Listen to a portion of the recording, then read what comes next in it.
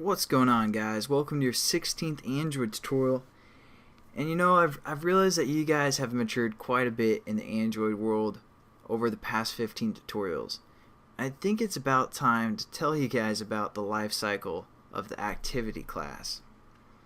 And such an idiot.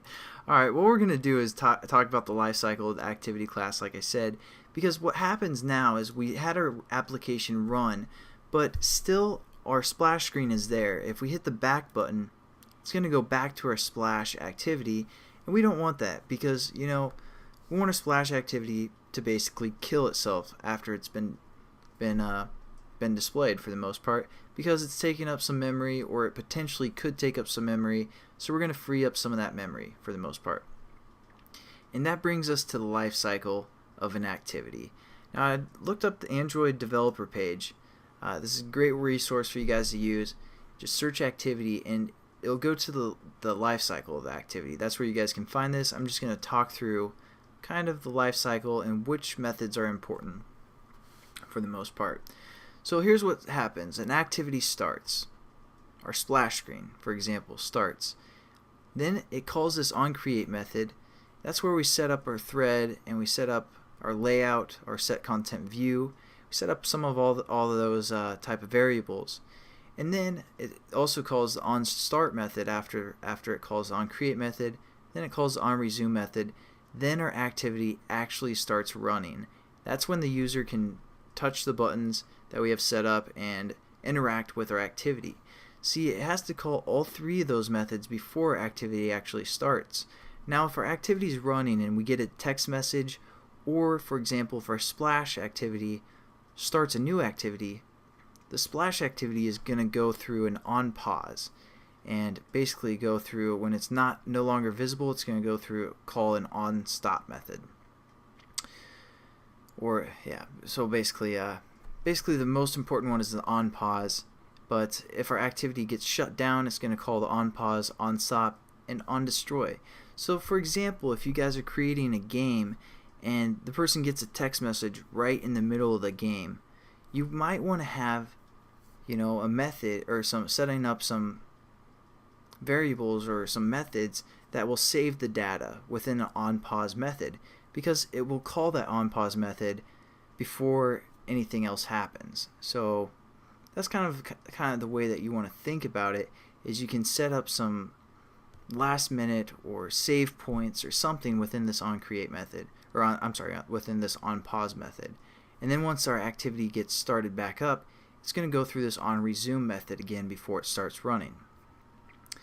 So the only method that from our activity class that we are familiar with is this onCreate method. But we're going to kind of use some of these other methods as well. But what I want to show you guys sorry, I'm getting kind of ahead of myself here. What I want to show you guys is that we're going to use this onCreate method, but the only other two methods that are really important for the most part is this onPause method and this onResume method, because even if our activity gets destroyed, it's going to go through this onPause method before it goes through these methods as well. So we might as well set up everything within this onPause method and we won't have to worry about these. And also the onResume method, we can set up some of our resume methods or variables that we need to set up before activity starts again. So those are going to be the three basic methods that we're going to use for activities in the future. But as for our splash activity, we're going to get into that right now. So open up your splash activity and hit enter right here, so we only have one bracket left. This is for our whole class. This one is for our starting method. And again, we're just going to right click, go down to source, override implement methods, and again through the activity tab we can find the method called onPause.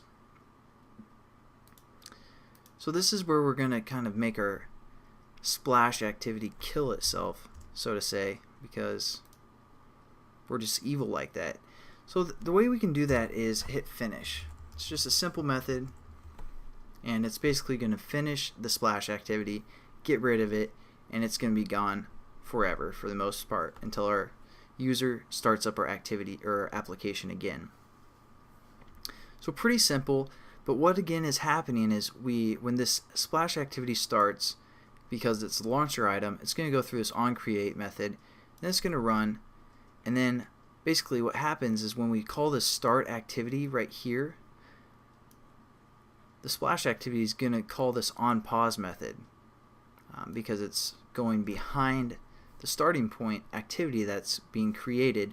So it's going to call this onPause method real quick, and that's where we're just going to finish our class. So we're going to say, hey, destroy yourself, finish yourself. And hopefully that made sense and you guys kind of get the structure of how the life cycle works for the most part, and kind of what these methods mean, because I haven't really explained what the onCreate method is for the most part. So hopefully you guys like that tutorial and have a little bit better understanding of the activity class and how that works. So thanks again for watching. Hope you have a good day.